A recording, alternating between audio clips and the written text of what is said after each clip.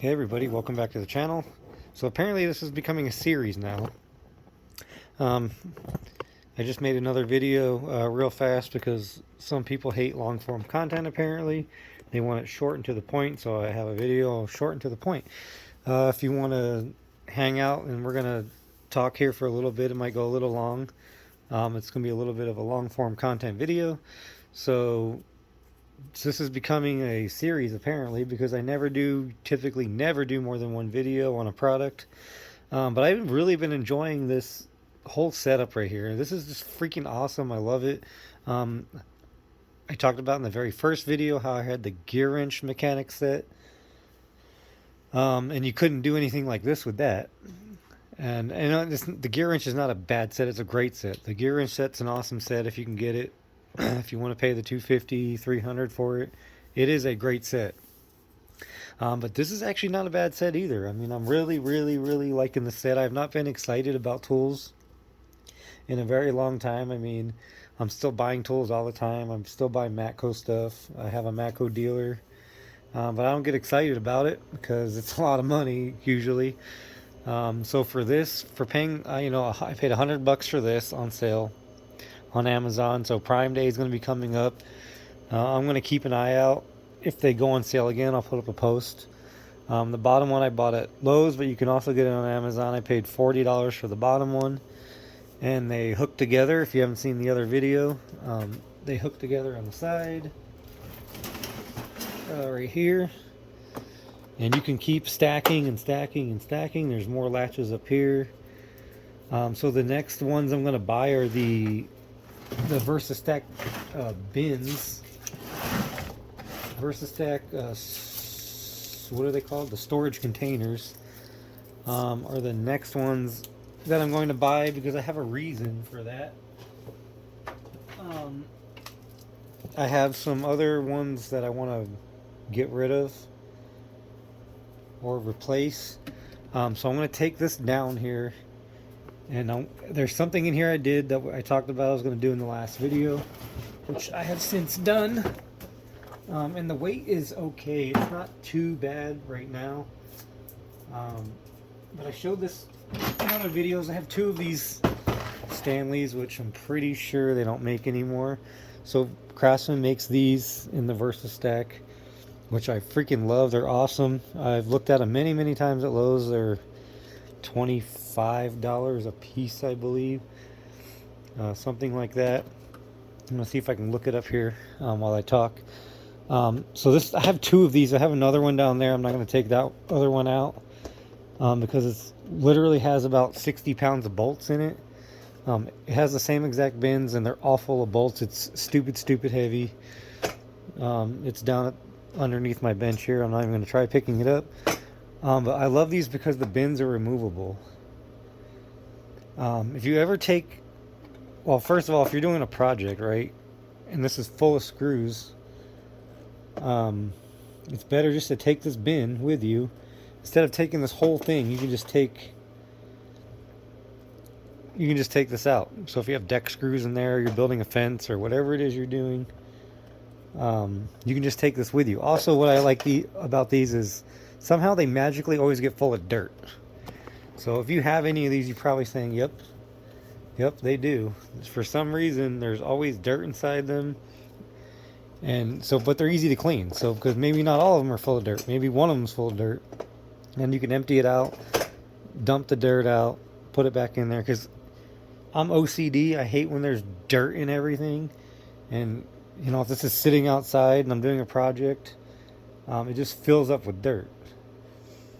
Especially if it's windy or whatever. So I like being able to clean it easily. And I have three more over here that I'm going to just bring one of them out. But I have three that do not have bins in them. And recently I had to empty all of them out just to clean out all the dirt and junk that was inside of there because it was starting to kind of bother me. So here are the versastack ones I'm talking about. So here they are. They're really sweet. I mean, I really, really like these a lot. I think they're 25 at Lowe's. They're 27 here on Amazon. I believe they're 25 at Lowe's. but I really like these ones. So that's going to be the next thing that I get to replace some of the other ones that I have.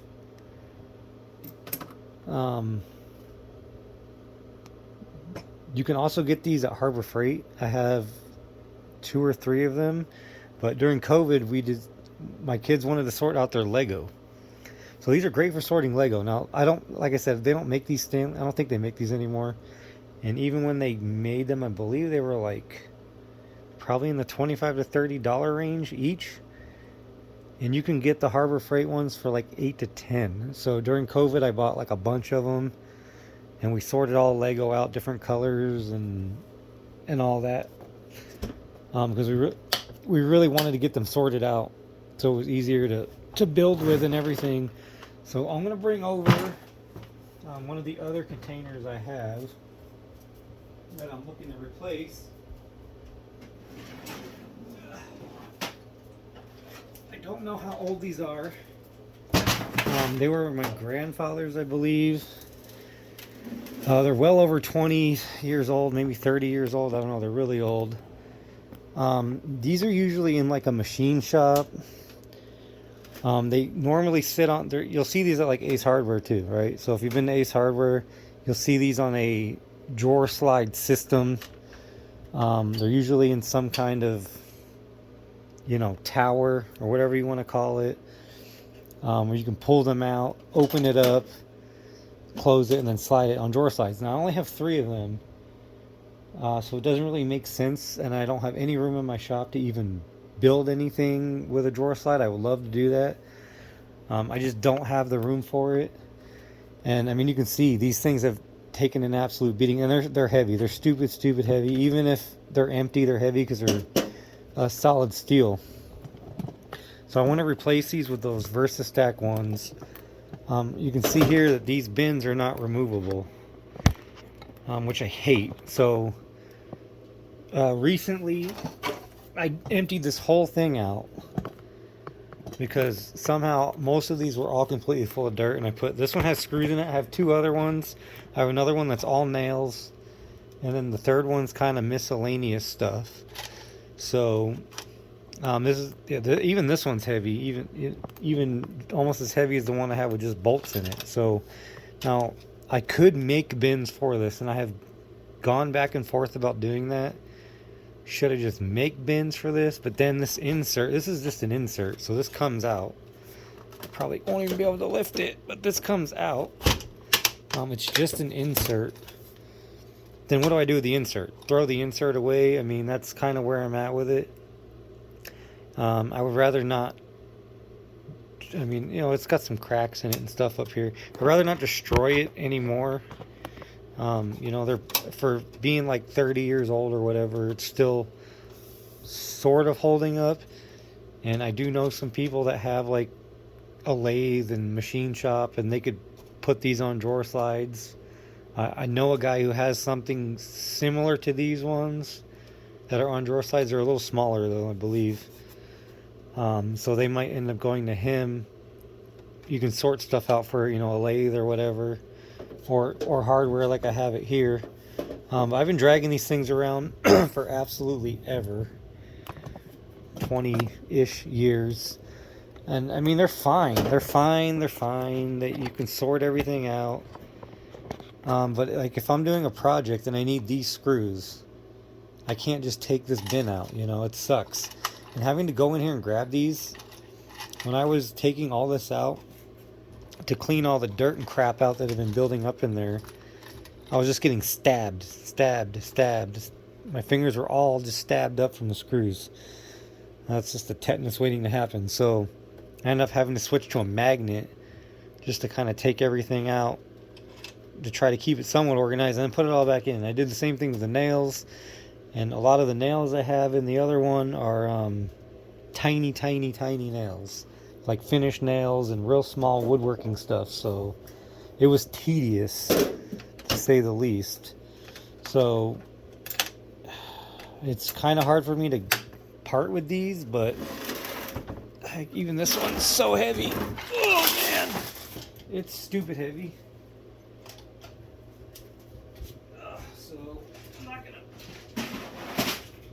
bring out the other ones. That kind of leads me to what I did with the versastack here. Whew.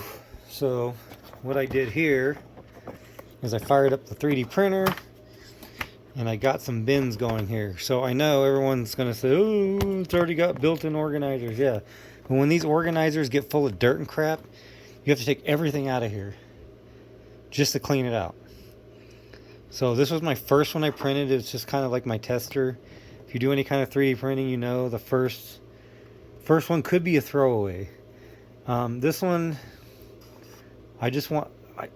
originally I was going to make them all this tall. And when I put it in this one, sometimes it hits up there. So it's fine over here. I don't know why it hits just there. So I went back and I just kind of took off about 1 millimeter on these ones. And then luckily I didn't print them all at once because these back ones are actually more narrow. If you pop these out, so they have little tabs on the side. You push up on the left one, push down on the right one. And sometimes they're a little finicky. You gotta get it in the right spot. Of course, I just did it. There we go. Okay, so it comes out a little bit there, so you can see the back ones here are more narrow. It doesn't fit back there, so I had to take a couple millimeters off. And plus over here, it has mounts for the drawer slides. It has these little bump outs down in here for the drawer slide. Sorry. So you can see the bump out right there. So I had to shrink it down about 1 millimeter or so. Everything in 3D printing is in millimeters. So I had to buy a millimeter ruler and get used to millimeters. I don't do a lot of measurement in millimeters, even though most of the sockets I use are all metric. So I have the bins in case it gets full of dust. So I don't have to worry about, even if this gets full of dust, I can still take these out and blow all the dust out, or just one bin at a time instead of, if I didn't have the bins in here, I have to take everything out, and it's just a pain. I'd rather just have the bins, especially if there's a lot of fasteners in here. I can just take this with me. I don't have to take the whole box with me. So one thing I was thinking of, let me know what you guys think, but I was thinking of maybe putting a magnet in the bottom of one of these and making it magnetic. So I kind of have like a little magnetic tray, and then putting some covering it. I have some thin sheets of basically 3D filament that I've printed out. They're just thin plastic sheets that I can put over top of the magnet. So even though this one's gray, I'm going to keep it. I'm just going to paint it black. I don't think I'm going to print out another one. It works fine, even though it's a little bit higher. Can't really trim it down because I have this. This is for, it could be for a label. You could label it, or it doubles as a handhold. So, but as far as what goes in here, I put rubber gloves in here, and I got some batteries for my Streamlight. So these front ones I'm not going to make bins for. I'm just going to keep little parts and stuff in there. But as far as what goes in the trays, I'm not sure. If anyone has any ideas. I was thinking of one of them being kind of electrical stuff. Butt connectors, electrical tape, things like that.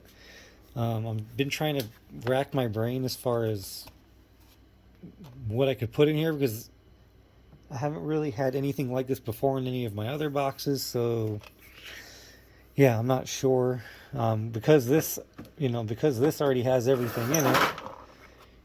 Normally I would probably put little screwdriver bits and everything, but this already has all the screwdriver bits. So, I would probably, if it didn't have these bits, I would probably use the bins for stuff like that. But since it already has it, it kind of leaves it open for other things, maybe some other kinds of fasteners. I'm not sure. Any ideas? Let me know. What else? So, real quick, I wanted to talk about I want to rant a little, if you guys will let me rant a little. I was just watching a video before I came on. And I've been wanting to do a whole separate video about this, but maybe it's not going to be a whole video. Um, tool warranty is something that's been driving me insane. Probably over the last year or less. Um, there were so many videos recently about tool warranty, tool warranty, tool warranty. Does this have a warranty? You know, look, I don't think I have ever warranted a tool ever. Now, that's not to say I haven't broken a tool. Um, I have broken very few tools, and that's not because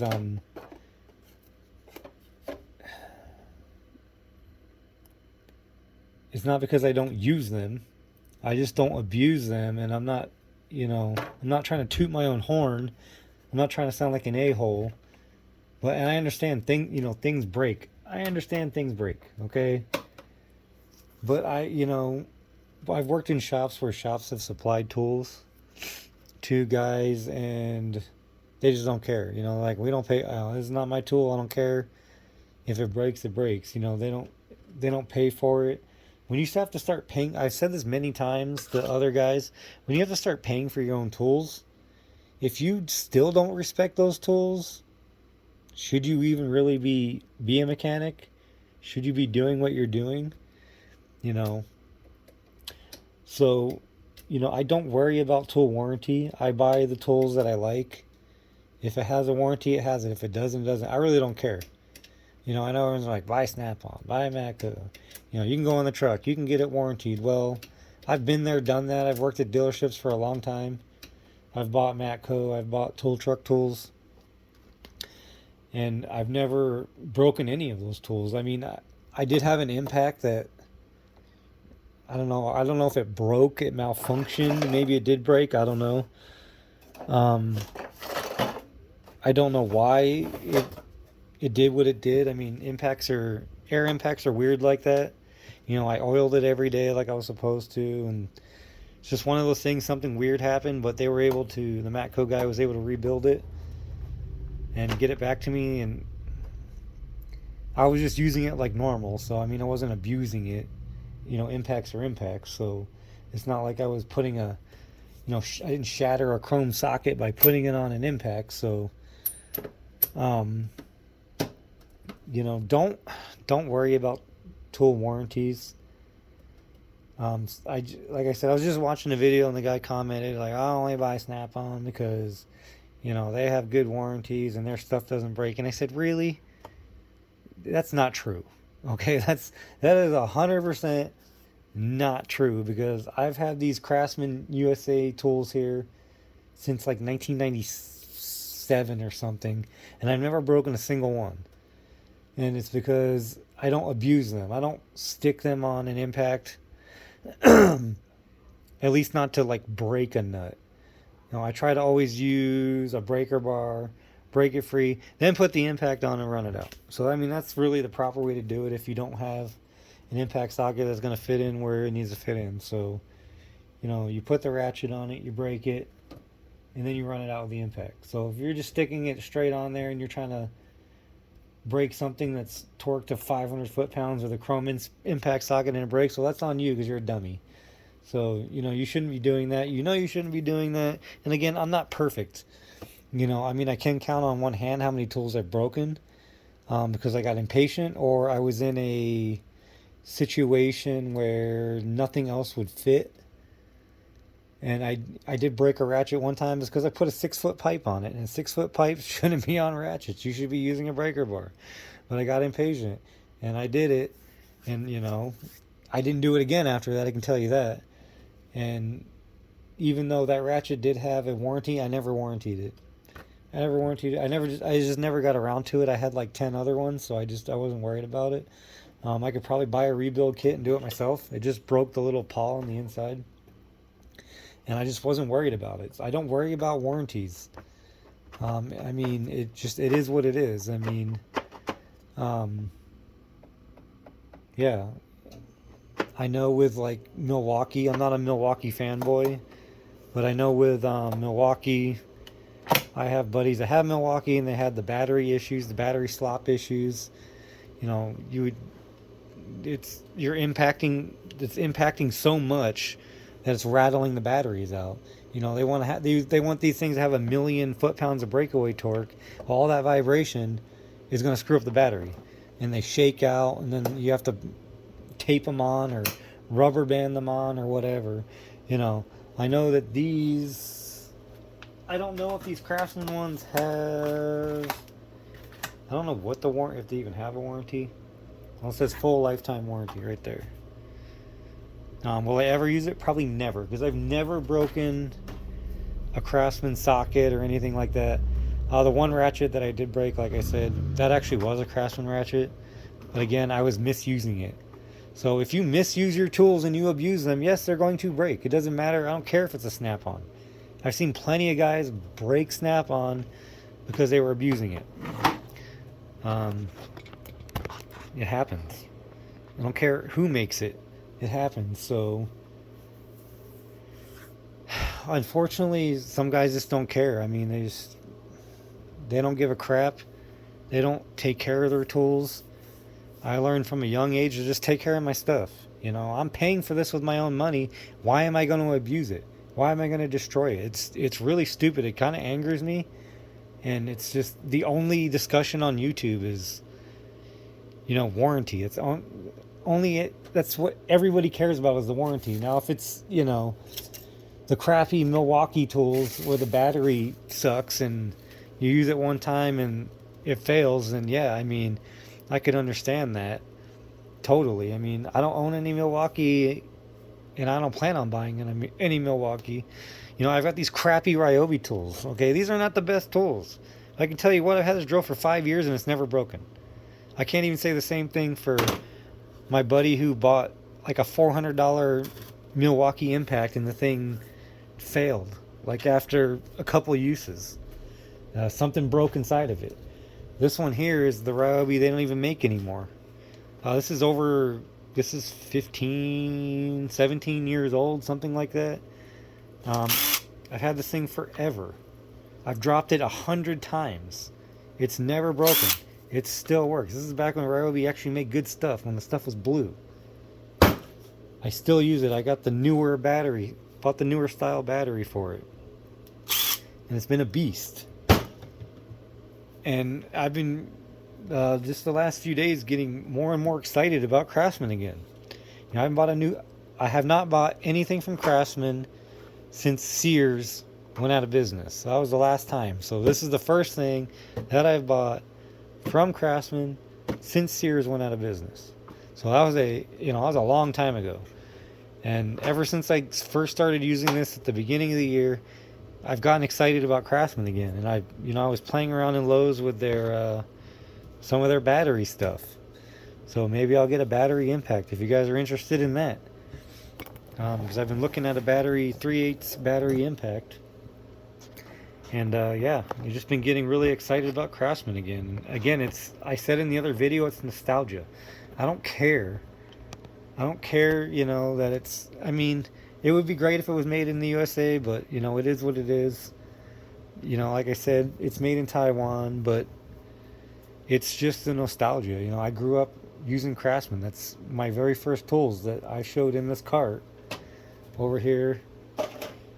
If you haven't seen the cart, this is the first video you're seeing.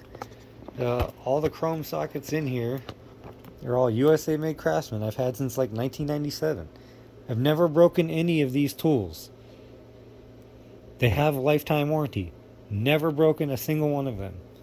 Because I don't abuse them. Don't abuse your tools. People are going to come after me for this, but it's the truth. You know, I buy all this stuff. I don't even worry about warranty. I've got Matco in the back here. I've never, of course, I mean, these are good sockets. They're overpriced. I mean, I paid $450 for this set. It's stupid overpriced, but, you know, I mean, are they better than these Harbor Freight ones? Because I bought these Harbor Freight ones a week after I bought those ones. And I've never broken any of these ones. because I needed shallow ones, and after I spent $450 on those Matco ones, they wanted like $350 for shallow ones, and I said I don't think so. And I went and bought these Harbor Freight ones a week later, and they're still here, and I still use them, and I've never broken one of those either. So I'm just saying, don't worry about the warranty. If you buy a good tool, okay. Now, if it's a cheap Chinese tool, if it's some no-name chrome vanadium, garbage like that, those are probably gonna break. Those are definitely gonna break. Even probably just normal use. But I mean, if you're buying a decent tool, the Craftsman, this made in Taiwan, a Capri tool, a Vim, whatever, don't worry about the warranty. Just buy it and use it as intended, and you will not have an issue. I can almost guarantee you won't have an issue. It kind of angers me that I don't want to say people are spreading lies, but it is what it is what it is. Just buy what you like. Buy what you like. I've got this. Ryobi's not the best, but I got this Ryobi drill for like $20 or something. Black Friday, $20. I needed a drill. It drills screws. It does what it's supposed to do. So is it the best? It's not. It's not the best, but it's never broken either. So there's something to say about that. It's never broken. And people will come after me. Oh, Ryobi, that's garbage. You should buy Milwaukee. Really? Because what does the Milwaukee version of this cost? Like $200 without a battery? I bought the tool for like 25 on Black Friday, and I already have a bunch of batteries. So, and it's still here, and it's still working. And, I don't even give a crap about Milwaukee. I don't even care. So, it's not even about the money, really. I mean, if I want to go buy Milwaukee, I'll go buy Milwaukee, but I don't want to. I don't need to. And especially, I know they've tried to resolve a lot of the battery issues, battery slop and this and that. So, thought there was something else I was going to talk about, but maybe not. So, give me some ideas on. So I use this again for just light mobile mechanic work, just brakes, serpentine belts, radiator. If I have to do any heavy work or more complicated work, I'll bring it to the house. If I have to do timing belts or pulling cylinder heads, that stuff comes to the house. I used to do that stuff out in the field. I got tired of it. I don't do it anymore. If people really want me to fix it that bad, they can bring it here, but I will run out and do light stuff. So, and then throw this in my car if I go on trips or something like that. I mean, this will literally, probably 90% of the work I need to do will work with this. And I've been using this all week. I've done a couple things here and there, and I just love it. I just love it. I wish it was USA made, but it's not. It is what it is. That's where we're at in the world. But they're fantastic. They really are. They're really fantastic. A lot of people got excited about this. Irwin Vice Grip, if you didn't see the last video on that. So it's a pretty cool tool, and they do still make it. So I had a link in that video if you're interested. So I think that's it for this video. I know there was something else that I wanted to talk about. Of course, I've forgotten already. So yeah, that's it, I guess, for now. And I will continue to use this, and if I add anything else, I'll do, I guess, another video, but who knows. Alright, that's it. See you guys in the next one.